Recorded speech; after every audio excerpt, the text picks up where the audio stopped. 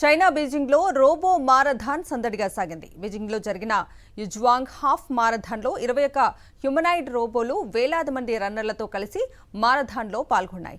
ఈ రోబోలు 21 కిలోమీటర్ల దూరం మనుషులతో కలిసి పరిగెత్తడంతో ఇదే మొదటిసారి. ఇక రోబోలను చైనీలో వివిధ రూపాల్లో రూపొందించారు. కొన్ని 3.9 ఫీట్ల కంటే తక్కువ, మరికొన్ని 5.9 ఫీట్ల ఎత్తు వరకు రూపొందించారు. మరోవైపు కొన్ని రోబోలు మానవుడిలా కనిపిస్తున్నాయని, నవ్వటం, పలు భావోద్వేగాలను ప్రవేశపెట్టినట్లు ఒక రోబో సంస్థ వెల్లడించింది.